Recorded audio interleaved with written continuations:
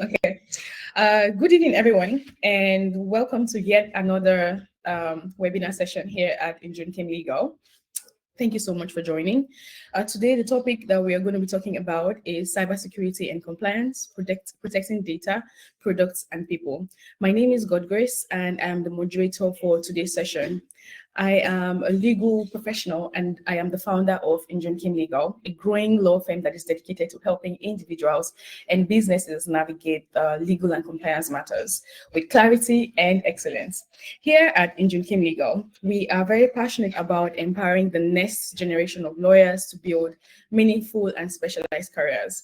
And that's why we're having this webinar series. It's part of our commitments to knowledge sharing, mentorship, and community impact. And this particular webinar we're having today, Cybersecurity and Compliance, Protecting Data, Products, and People, is for everyone. Whether you're just starting out your career, you're considering a specialization, you're looking to pivot, or you're just curious about what cybersecurity is, then you're absolutely in the right place. This session would be recorded. So we'll share the replay link with the registered attendees after the event. And if you have any questions during the course of this webinar, drop your questions in the chat. And while we are going on, we would, respond to those questions as we go. And then feel free to engage. If you have any technical issues, please just refresh your browser and see if it works better. If not, then please drop us messages on any of our social media platforms and we will get back to you immediately. So today, we are exploring cybersecurity and compliance, how law, governance, technology, how all of that just come together. And our speaker today is someone with a whole wealth of experience. Abasi Amefon Afia Yomat has 10 years of experience in information security. She holds a master's degree in cybersecurity from Talim University. She also has a doctoral degree in computer science from the University of Tartu.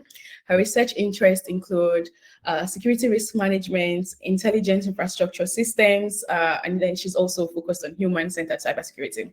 She is currently a lecturer at the Lecturer of Information Security at the University of Tartu, Institute of Computer Science, and she is a product security manager at Bolt Technology.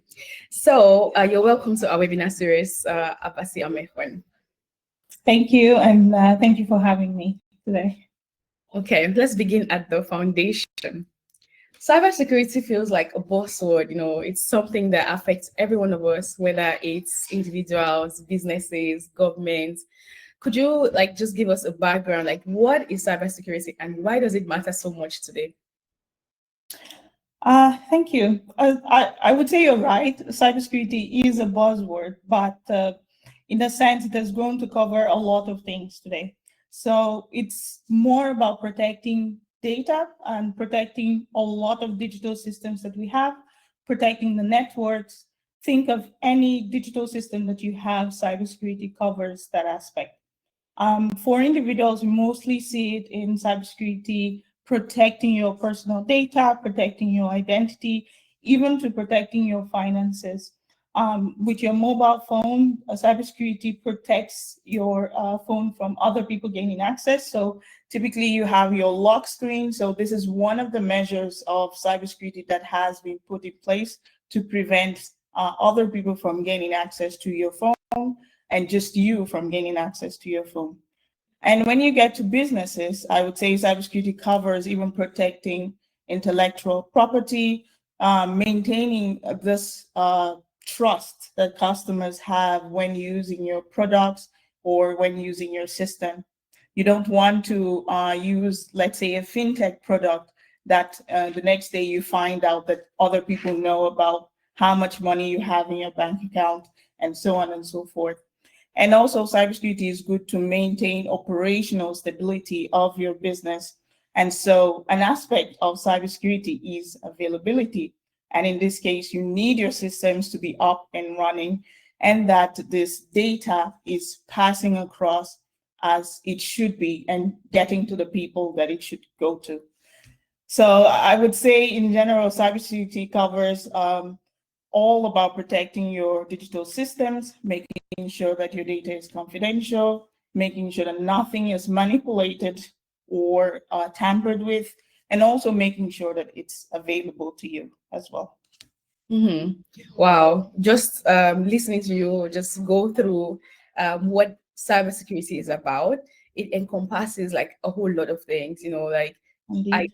haven't actually thought about it from the perspective of, making sure that, my bank apps are secured. It's so easy. Like you just open that up and use it, and you never actually have to think about the threats that could be, happening or could happen, and then you cannot assess something that simple. And you also mentioned something like someone else just knowing how much you have in your account. So it's not necessarily about like not even having access, but having that access also available, that private access, being available to other people could actually be a big deal. So, yeah, that definitely expanded my understanding of cybersecurity. Thank you for that. Can you walk us through some of the common threats that we hear about? Like there's so many big names and big words, phishing, ransomware, software weaknesses. Why are all of these things dangerous? And should we even know about them? Like everyday people, should we know about this kind of threats? Yes. Definitely, we have to know about them. Of course, everyone wouldn't know about all the possible threats available, but these top threats or more common threats, I believe a lot of people should know about them. You already mentioned phishing. This is one of the most common cybersecurity threats, and it involves sending fake messages, all of which to trick people into revealing either sensitive information or clicking a link that can gain access to their accounts. And I would say it's very common that it can reach almost everybody. If you have access to any digital device, you can be phished. There are different types of phishing. So you can have phishing via email, someone sending you some sort of gift card, trying to trick you into clicking a link, which maybe the link can redirect to your Google account, and then you put in your username and password, and that's it. They have access to your Google account. Or maybe even from SMS. So you have a phone, you share your number somewhere, or your number is just in chronological order in a set of pool, and they just send you an SMS. Oh, we have access to your account. Click this link if it's not you. Or even voice. So they can even call you and try to trick you into giving some personal information. So definitely everyone has to know about phishing, has to know that there can be people out there that are just tricking you. They're not legitimate service accounts. They're not from your bank. They're not from any service provider that you're using. And you have to figure out ways to know, who am I actually talking to? Who am I communicating with? And maybe don't just believe everything, but don't even click links. But maybe there are other ways to find out about this communication. Try those ways. But yes, phishing is a very common cybersecurity threat out there. Mm-hmm. There Wow. are ones that I can go through, if unless you have questions about this phishing aspect. Carry on, please carry on. I feel like there's so many threats out there. I want to know all of them. But yeah, honestly, we can't overemphasize on phishing, and phishing is a big problem because it's very difficult to protect people against it. Yeah, you can give so many protections and stuff, but if you as a person are willing to give out all the information possible to someone that is speaking to you, then there's at some point nothing that anyone can do to protect. So we have to know that not everything, not every communication can be legitimate, and find ways to, verify this communication. Mhm. So another threat, as you also mentioned, was ransomware. And this is quite a big one because it's it holds the victim in a ransom, like in kidnappings, you hold you in ransom until you do something. So the ransomware is like that, and it uses malware. Malware is just a malicious software. That's what is short for, malicious software, and it will just lock down your device. It will claim that until you pay a certain amount of money, Bitcoin, whatever, then I will give you access back to your device. I would say generally for these things, it doesn't happen until you either download something that is malicious, or you click certain links, or you visit certain websites that are, malicious websites. They're not credible websites and so on. So we have to be careful where we visit on the internet, what we click on the internet, and so on, and what we even download to our phones. Many apps can have these malware in it, and we also have to be careful to only download credible applications. One last thing I'll say about ransomware, you may not always get your data back. So if your device is locked down, just take it as your data is gone. Even if you pay the money, even if you do everything that they say, it is very likely that your data is gone. So the focus should be on not getting there. And once you're there, don't always believe, like, these are attackers, these are malicious people. You cannot believe them when they say, give me this amount of money and I will give you back your data. Wow.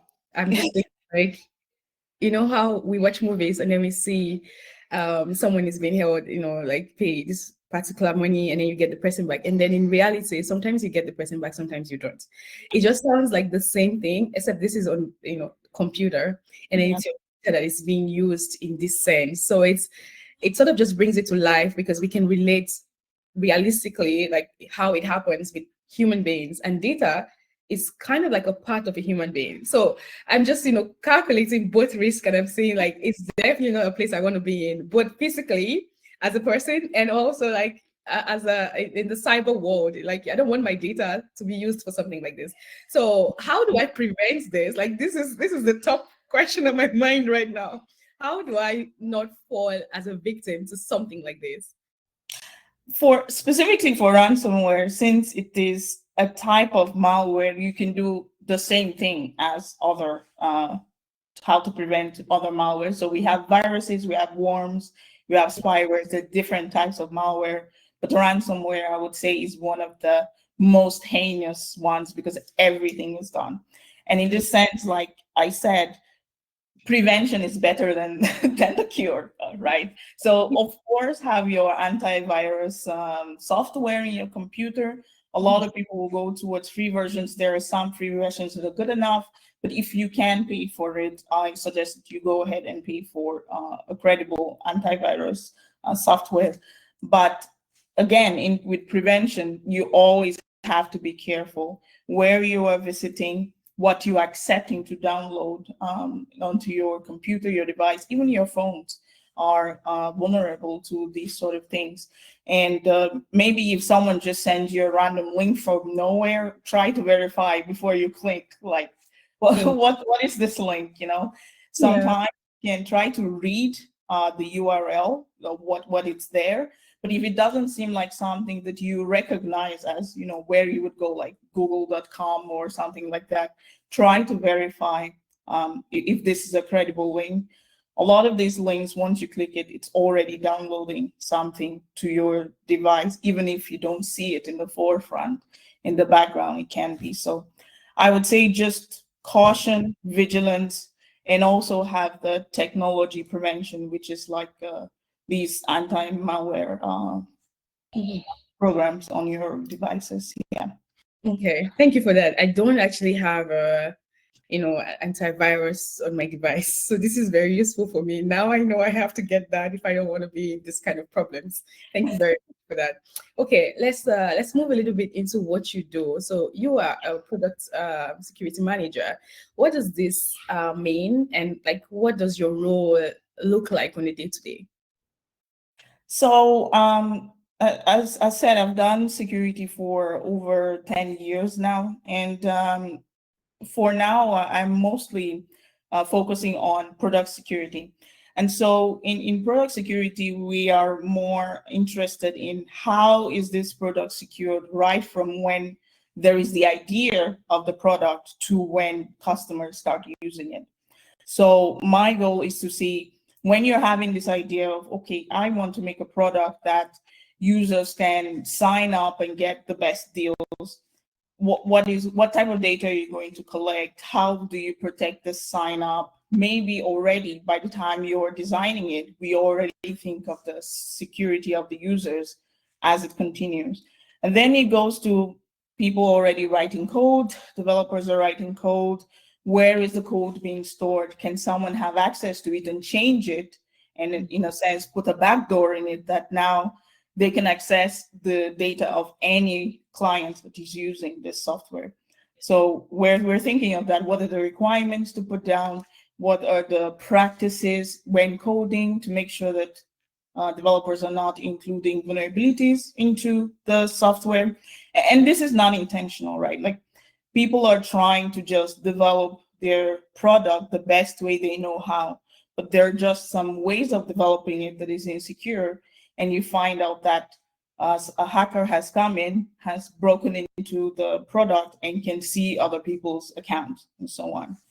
And then it goes to the next stage, maybe how it's being deployed. Is it deployed in a way that people can reverse engineer the product, change some things, put it back again in the App Store? And now people are trying to decide, am I going for, let's say, bold, or bold with like capital letter T, and these different things. And when they use the wrong app, then they fall into data exfiltration. All their data is gone. And there are also other protections after it has been released, right? Not every product is perfect. We also have to weigh, is this something that we have to fix right now versus something that attackers may never find, and we have some time to make sure that we do a better fix.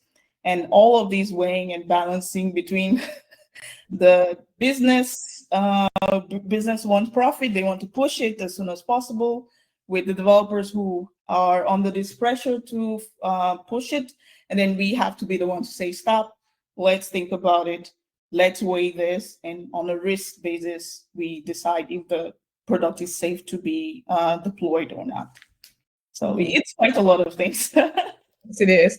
But I like how you broke it down, stage by stage, how you just follow through, even from when it's just an idea, even all the way down to when it's deployed. I do have a question about the businesses itself. Like, I know right now you're working for a boat. It's a business that has been there for quite a while. But just generally, like, what is the idea? Like, when you talk about like product security, what should be the culture of businesses? Because again, on this call, we could have like people who have, businesses and they deal with people's data. So, or even if they don't deal with people's data, maybe they are producing things, and they should obviously be aware of how, to sort of secure their products. So what is usually like the culture when it has to do with like product security, and what would you advise business owners when they're, building things? Should they really consider, product security? Or is it something like, when you were explaining, you did mention like maybe it's something that they can fix later? Or would it make sense to just sort of start as at the design, the design and the life cycle, all of that? What would be your advice? Or again, what has been your view when it has to do with product security and businesses? Mm-hmm. So I will start with my view or my experience, that I guess other businesses can also mirror this as well, then go to my advice. In general, I would say when businesses are being started, the security is not really at the forefront. People have ideas, they want to solve problems, or they want to make money, whatever the motivation is. Typically at the top of this is not, I want to make money, but let my customers be 100% secure. So it's just something that comes along with the business as it grows. But to that, I would suggest that, security is also always by design, always at the forefront, always as you're thinking of the idea, think about, could my customers be exposed to some bad actors while you're thinking about this idea? For example, chats. When you're making like a chat platform, even something like WhatsApp or whatever chat platform, you have to ensure that what is the rate of security here that should my customers be exposed to? Are they exposed to anybody? Do you have to verify yourself before you speak to my customers? What level of people do they want to have access to, and so on and so forth. But yes, my experience has always been that security is not necessarily at the start, right? It's always maybe closer to the end when everything is done, and now you have to think about the laws of the land and all the nice things that can make your your product very appealing, and then you strap on some security in there to it. But I would advise the opposite. I know that it can be difficult, of course. Like, it can drag down the creativity. You're thinking, oh, I don't have to think about all of these things yet. I just want to see functionally what my customers can do.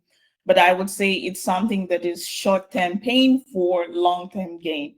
And the more that it is put into the product from the beginning, it prevents you from changing your entire code base or changing the entire logic of your product, because now everything is just exposed to everyone else. Like, your customers don't have confidential data. Someone can just change the data, or people can just delete other people's profiles in that sense. So that's my experience. And I guess these are my suggestions. Always start security at the beginning, as early as you can, I would say. Yeah.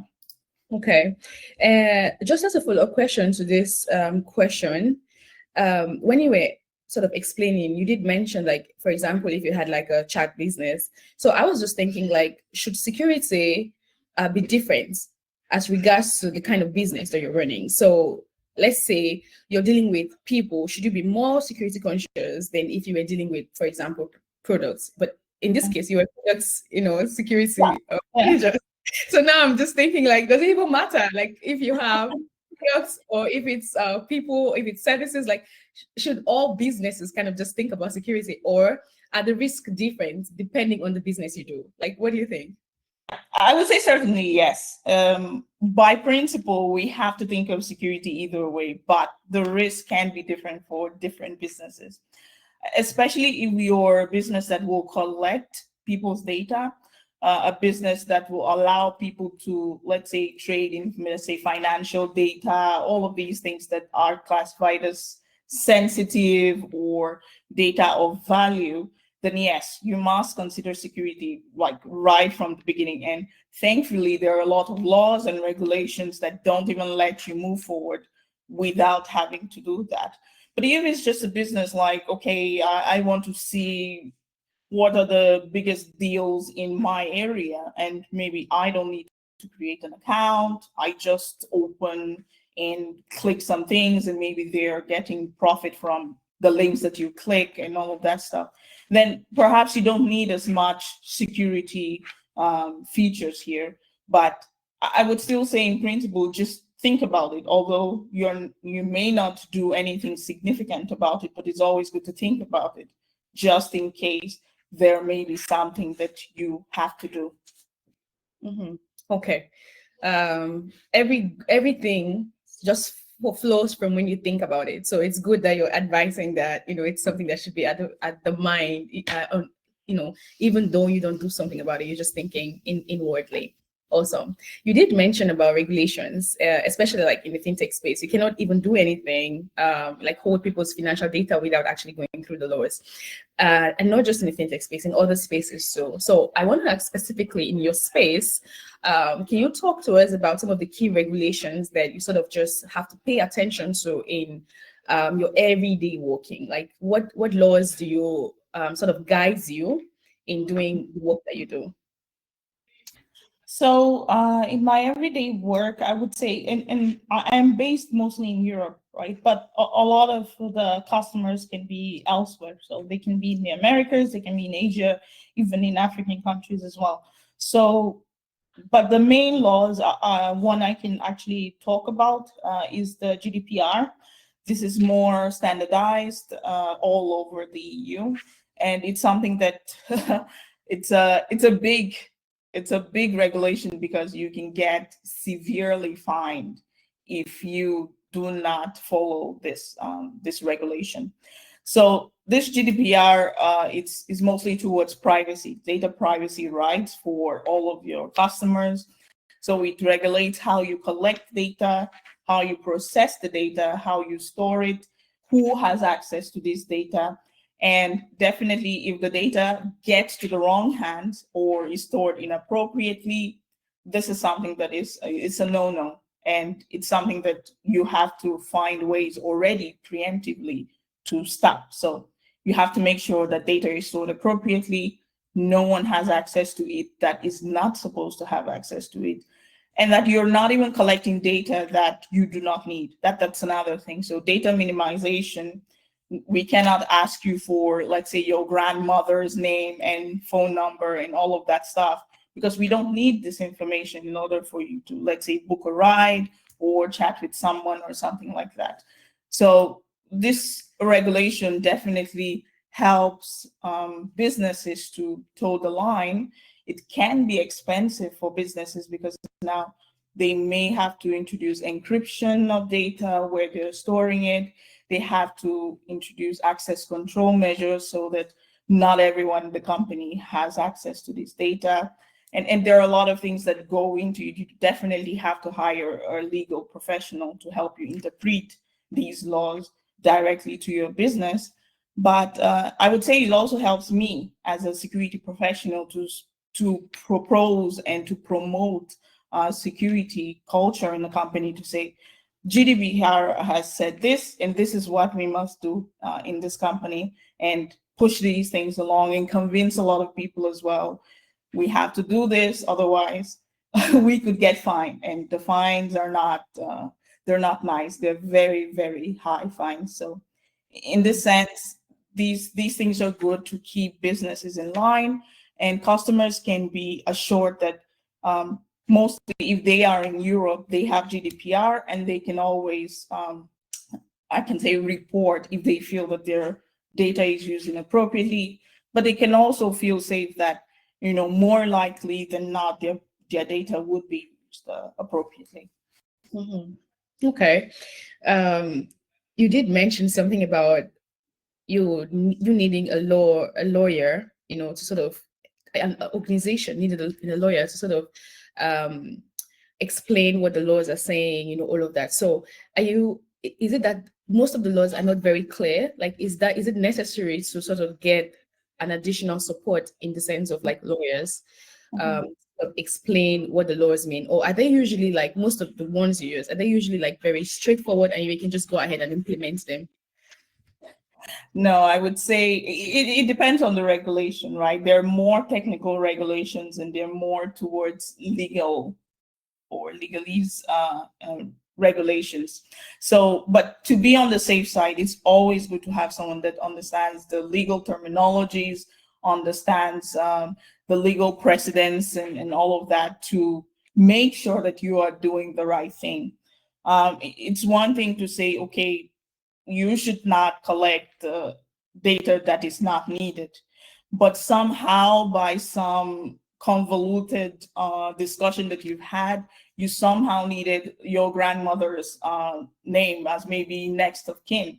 But maybe a lawyer can be there to help you to say, no, this is too far of a chain to need such data, and you should minimize it even more in order to be in accordance to GDPR.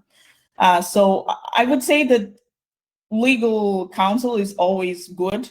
There's a lot of research that has gone into already interpreting it to make it very technical. So they've taken it now from more legal regulation, mapping it to technical stuff to help especially small businesses in order to implement certain things without needing additional legal services as well. But depending on the size of your organization, it's always good to have someone that can interpret these laws, interpret it based on even any change in the landscape as well that could apply. It's always good. But if you don't have, there's research out there that has already mapped this quite well. So it's always good to search for all these other resources and use them. Okay, thank you. Thank you for clarifying. Okay, so let's just move forward a little bit away from these technicalities and let's talk about so I'm very interested to I already asked a question about culture, like how do people take cybersecurity. But what does a healthy culture of cybersecurity, like, what does it look like inside an organization? At what level would you say that this company is very healthy, in the sense of cybersecurity? I would say a healthy culture of security is where everyone sees security as their responsibility. So I would say there are two things. There's accountability and there's responsibility. So not everyone is accountable for it. So if you expose your admin credentials to the world, you may not get fined for it, or it's typically the business, and of course it's the CEO who is accountable for all of these things, or other C-level executives. So it's one thing to be accountable. I think people are forced to be accountable because of the repercussions of cybersecurity threats to the business. But where the culture gets better and better is where people are responsible. So when you see someone else, even when you see someone else has mistakenly shared something, you have to say, oh, you have shared something that is really sensitive. I think you should do it this way, and I think you should store it, let's say, more securely. You are also conscious of yours. So all of the security practices or best practices that we have out there, you're making sure that you're keeping up to it. You are using it maybe for your business or for your business accounts, like if you're an employee, but also in your personal life, because a lot of the times attackers can even gain access to your business from knowing your personal life as much as possible. So I would say where is a good culture is where everyone is responsible for security, for their own security, and for the security of their neighbors or their colleagues or so on.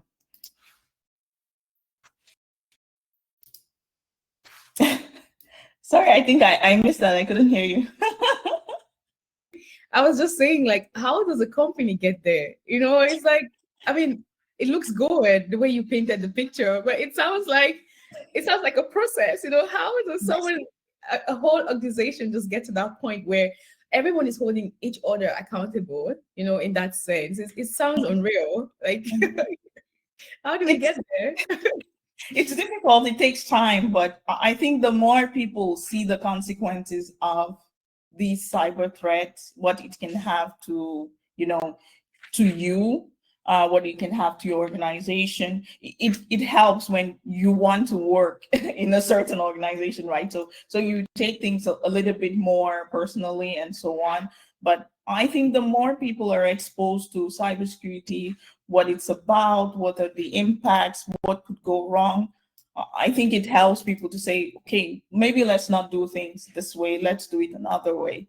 And it also helps when people are open to listening to each other and, having this culture that we are doing this together and so on.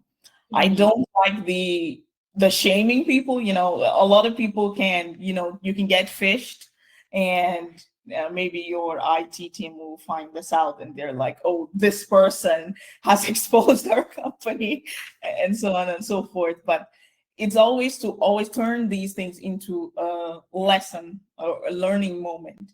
And I think it just makes people more aware that, wow, this is what I have done and I could do it a different way. And it also helps those people who have gone through these issues to also be aware when other people are making the same mistakes. Okay. Yeah, thank you. Thank you for that. I want to build a company that is very security conscious, and just having this conversation, I do think that's definitely a possibility. I do have another question about people and basically our data generally. So just answer this question, because you have all the wealth of experience to answer this particular question. Is everything traceable in the digital space, including the ones we've deleted? You know how you delete chats, you delete all of these things. Is it traceable? Can it still be found? Do you want the scary answer or the the nice answer? Okay, take it slow, but give me the truth, I would say a lot of things are traceable. Yeah, to some extent, everything is traceable. Oh my goodness. Yes. Oh, what I feared. It depends on the let's say the capabilities of the person trying to find this information. And this is, I guess, one hope that we can have, that maybe things haven't gotten so bad that there aren't tools that can just find things even when you have deleted them. But I would say legally, no, because we have laws. Of course, laws don't stop people from doing bad things, but they ensure that, less and less things are more open than not to find. So, for example, GDPR, we're not going to collect so much information. So even if we get breached, we won't know everything about your life in that sense, or we're going to store it securely. So even if we get breached, no one really has access to this data and so on. So everything is traceable. Laws have made sure that some things are not as traceable as others. We even have this law of forget me. I'm forgetting the particular name of this law, but you have the right to ask Google or certain of these companies to delete all your data, and they have to delete them. Of course, again, it's already out there in the internet somehow, and if you have like the most sophisticated tools, you can probably recover that data, but it will be difficult to do so because by law, these companies are obligated to delete this data. Mm-hmm. The law you're trying to remember is the right to be forgotten. It's part of the GDPR somehow. Yeah. But I mean, it's interesting to hear that most of these things can still be found. I mean, I'm a bit scared, I would say, like that I can I can delete something and then it can still be found.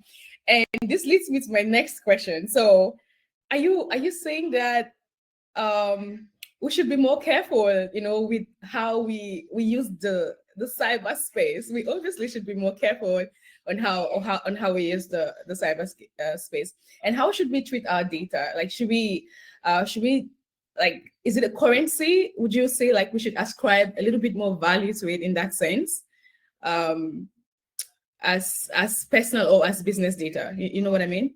Yes, yes. I definitely agree. We have to treat our data as currency. So we're going to a place in the world where there's a lot of data out there, and people are learning how to craft personas. They're learning how to imitate, impersonate, and use data for different other things.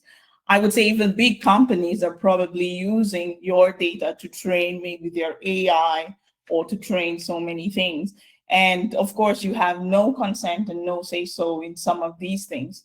And depending on how that ends or what it's used as, it could be something that affects you personally in that sense. So I would say always be careful of the data that you put out there on the internet.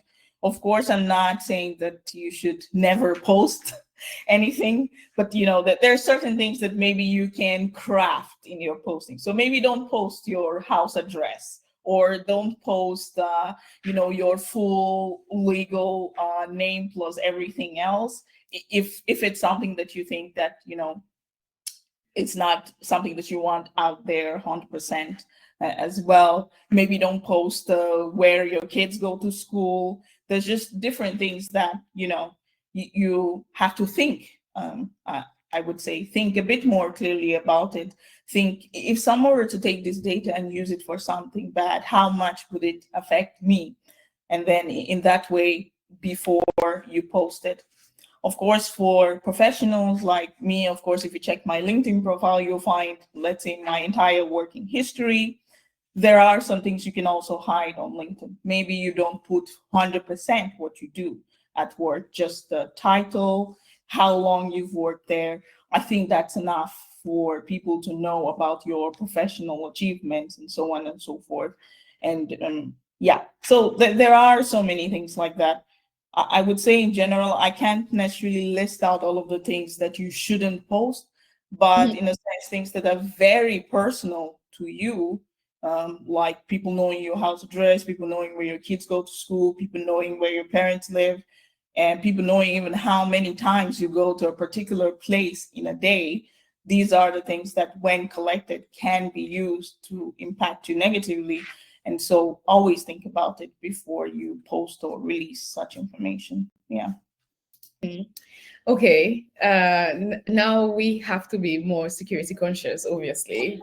About we have to really think about what we put out there if we want to even if we want that information to be public information. That's definitely good to know. So let's imagine like I'm brand new, I've never used the cyberspace, and I'm just hearing about cyber space for the first time. How would you advise me to get into the cyberspace in terms of using it? Like, how would you advise me to start out my cyber life in that sense? Mhm. I would say if you're not just a newborn baby, then congratulations for not being in the cyberspace. Thank you. Because somehow everyone is on the cyberspace. Oh my We goodness. all have like our national IDs and so on. That information is in the cyberspace. Um, some schools store data online about, where I went to school and all of that. That information is in the cyberspace. If you have your friend or your father on Facebook that says, "Oh, my daughter is this," that information is in the cyberspace. But in any sense, to you, right, you're just starting out, or you believe that you have as limited as possible information in the cyberspace. I would say, unless it's warranted, remain anonymous as much as possible. So you don't have to put your full name on your Facebook. You can put like one nickname and maybe one other name so that people just know that it's you. That is your Facebook profile. Even YouTube accounts, like if you want to open a YouTube channel these days, you can even use AI to make like a cartoon version of yourself, and it's not necessarily your likeness that is all over YouTube, but a persona of you while you create your content, whatever content it is. But yeah, in a sense, try to remain as anonymous as possible. That benefits you.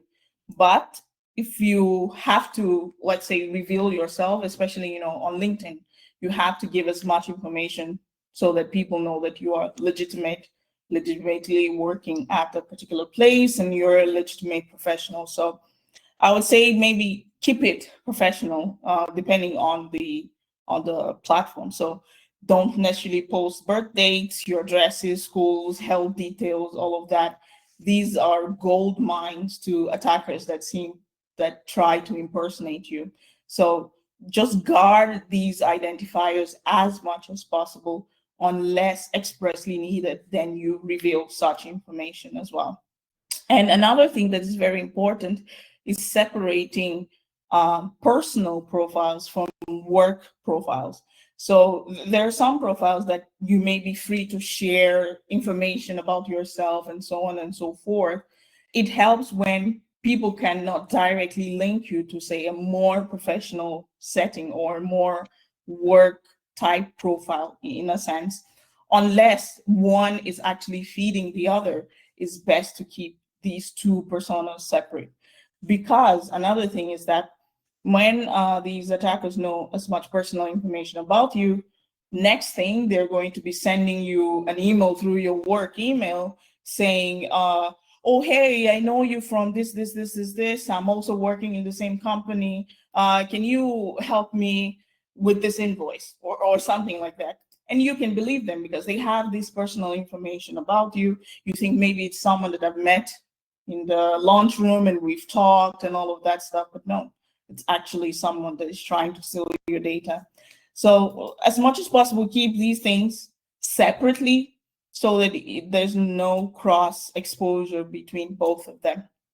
And I mean, like we said before, just think, would I be comfortable if, let's say, an employer saw this about me, or maybe you're in a high-ranking business and a regulator is looking for information about your company and somehow stumbles upon your personal profile, sharing all of this information, some of which might even have to do with your company, or even an attacker saw this information. Like, would I be comfortable to have shared this information?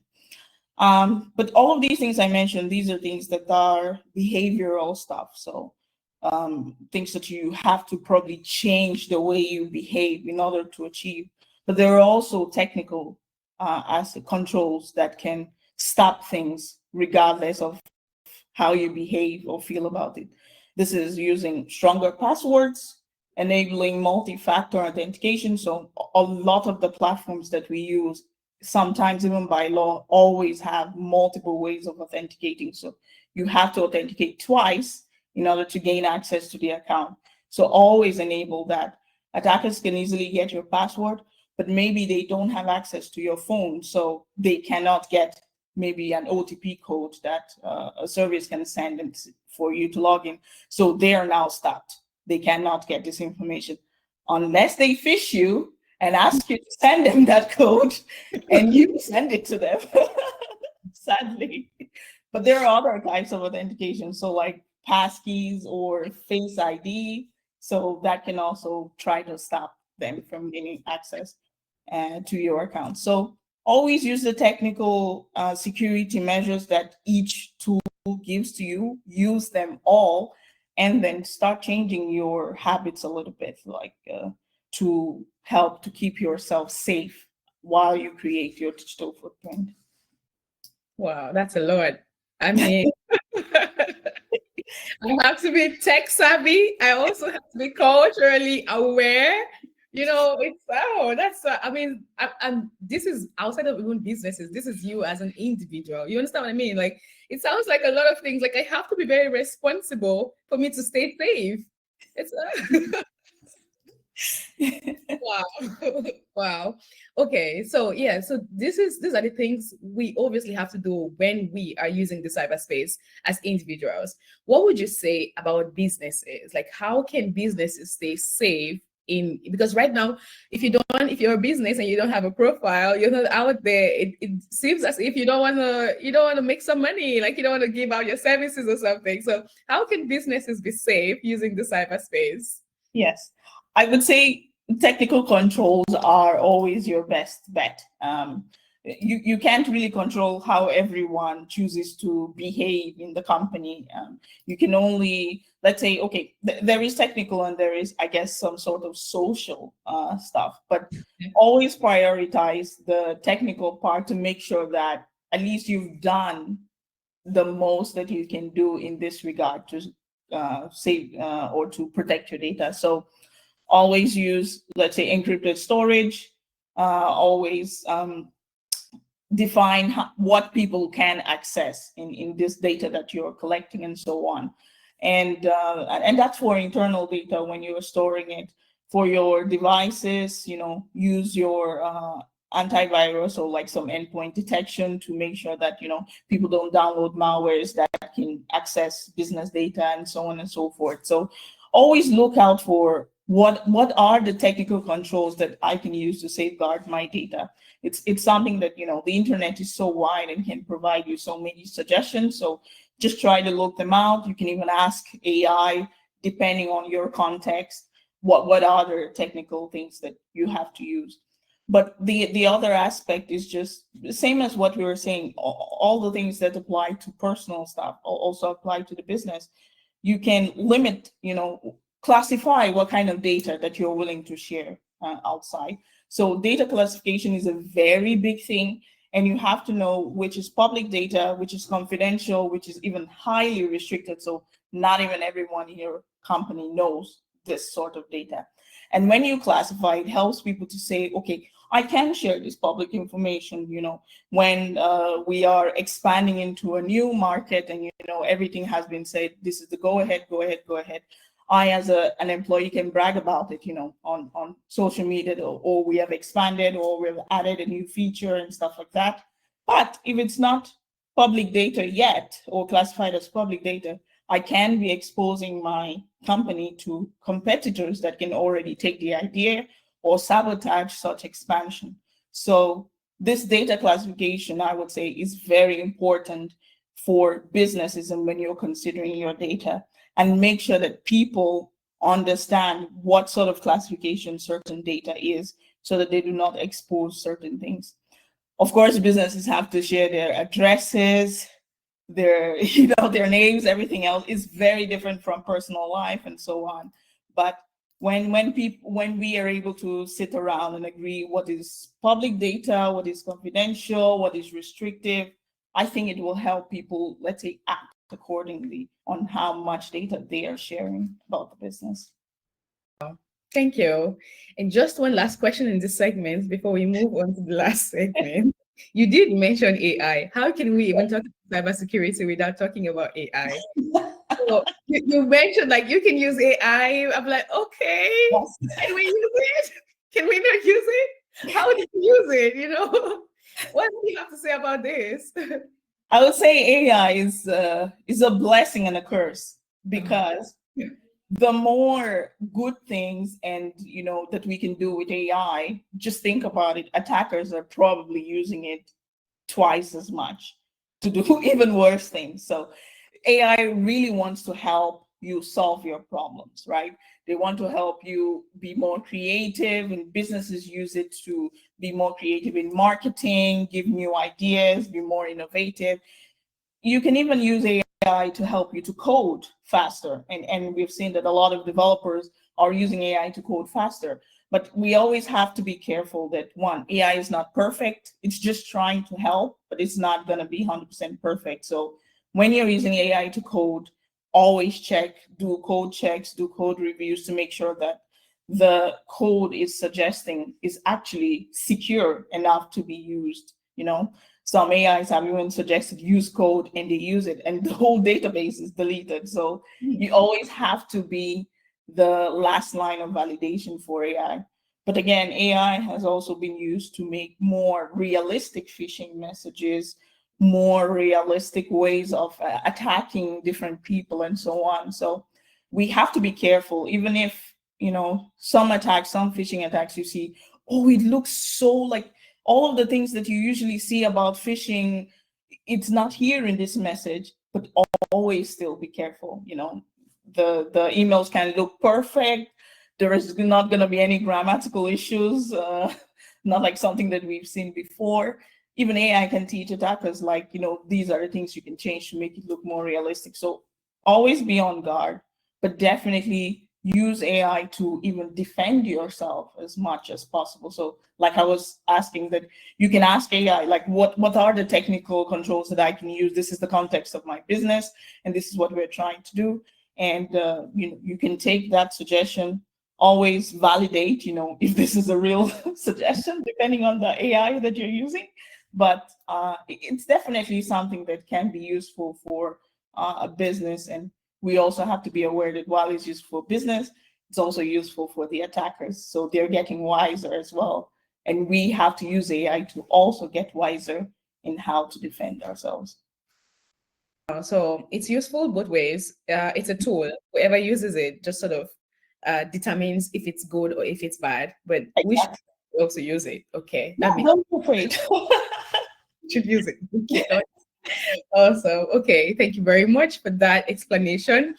We do have like lots of students on this webinar, and that's one of the questions they would be, thinking about, and wanting to know would be, how do they even get into the cybersecurity space? I know that there's room there somehow for lawyers, but what skills and knowledge do they need to, sort of thrive in cybersecurity?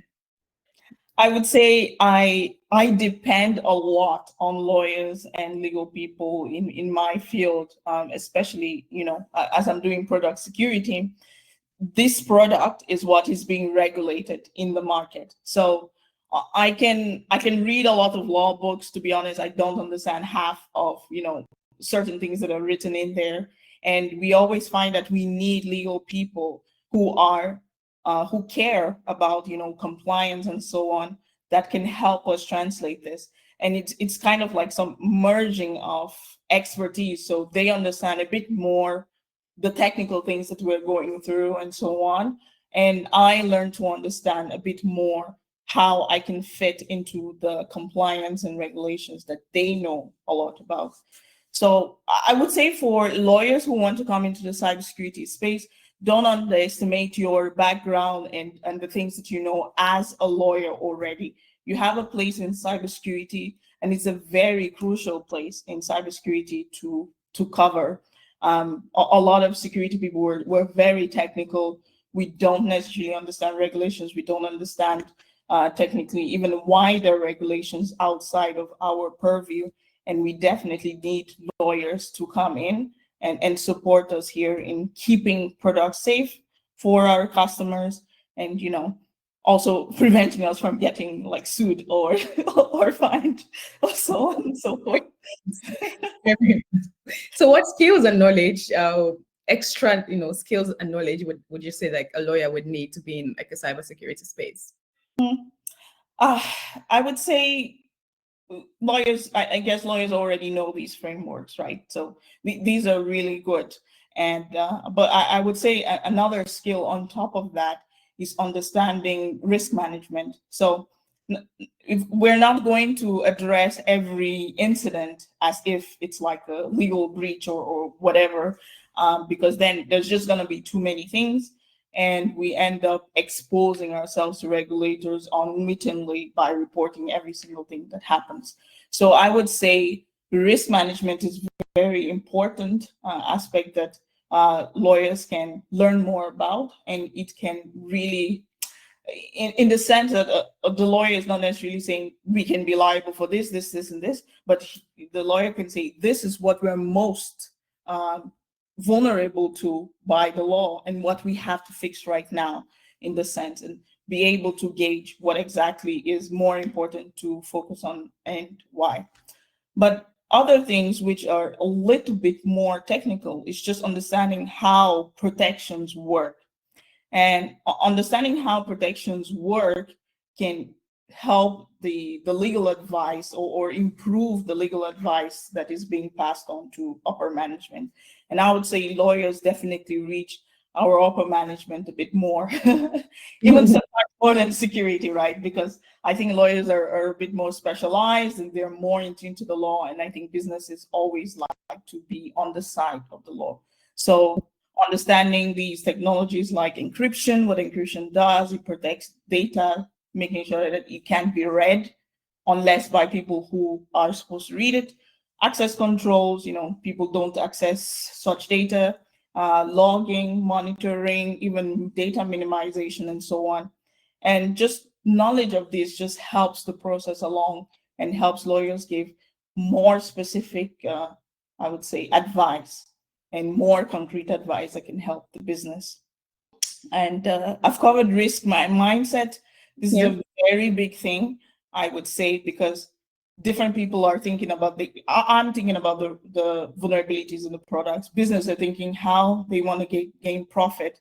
But I think legal has to pull these things together and say, let's focus on this. Let's focus on this compliance. This is the liability that we're facing. And it can really help move the business forward in a correct way. Okay, thank you. Thank you very much. So basically, lawyers already have 50% in that sense. They just need to learn the other 50%, risk management and all of the other technical things that they're not aware of. Yeah. So that would definitely help them to be well grounded if they ever would want to consider the cybersecurity space. That's amazing. So, and then, sorry, you don't need to know how to implement these technical things. Yeah, just know that this is what works for this compliance measure, right? Yeah. If you want to protect the data, why are we not using encryption? Or are we using encryption? Are we using access control? Are we logging? Are we monitoring? Are we minimizing data? These type of things help to understand what is going on in the company in order to reach a good conclusion. Yeah. So just knowledge, just know the knowledge. Yes. Just know.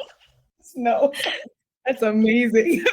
Okay, thank you very much. This has been very insightful. Personally, I have been able to gather like a lot of information. I feel like I'm a lot more security conscious just from this conversation than I was before we had this webinar. So this has been very educating in that sense. So thank you very much for taking the time and just, explaining these concepts to us, letting us know that, our data is out there and we should definitely treat it as currency. That's an eye-opener for me. So thank you very much. Thank you also to our listeners that have joined us for this webinar. Don't forget to follow our law firm on LinkedIn and all the social platforms. We are in Junkin Legal all around. Our next webinar would also be happening soon. We would be having another speaker that would share very insightful tips, just as we have learned today on this webinar. And we would also like to hear your thoughts, so please don't fail to fill out our feedback forms that we will be sharing after this webinar. Thank you very much, Amefon, for joining us and educating us. I really appreciate your time and your knowledge. Thank you so much for that. And thank you all for joining us. See you on the next webinar. Thank you all. Bye now.